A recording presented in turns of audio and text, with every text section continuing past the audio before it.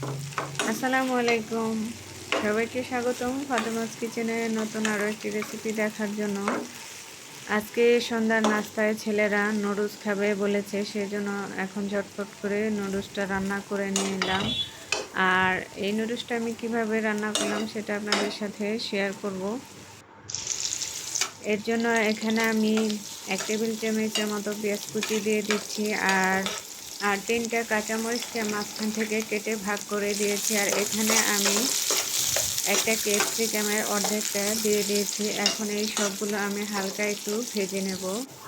আর এখানে দিয়ে দিচ্ছি সামান্য পরিমাণে চিলি ফ্লেক্স, আর দিচ্ছি সামান্য পরিমাণে সয়া সস, আরও দিচ্ছি ওয়েস্টার সয়া সস। আমি আজকে সব ধরনের সস দিয়ে এই নুডলসটা রান্না করব। এটা খেতে ভীষণ মজা হয়। আর এখানে দিচ্ছি ঝাল চিলি সস, আর দিচ্ছি টমেটো সস। সব সসগুলো আমি অল্প অল্প পরিমাণে দিয়ে এখন এই সসগুলো একত্রে সবগুলোকে নেড়ে চেড়ে মিশিয়ে নেব। আর এখন মেশানো হয়ে গেছে।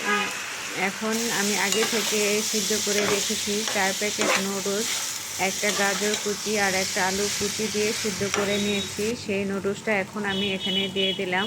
আর যেহেতু আমি এখানে সব ধরনের সস দিয়েছি, সেই জন্য এখানে আমি নুডলসের মশলাটা 1 চামচ দিয়ে দিলাম, না হলে কিন্তু ঝালের পরিমাণটা বেশি হয়ে যাবে। আর আমি এখানে 2টা ডিমের স্ক্রাম্বল আগে থেকে করে রেখেছিলাম, সেটাই দিয়ে নুডলসের সাথে নেড়েচেড়ে মিশিয়ে নিচ্ছি।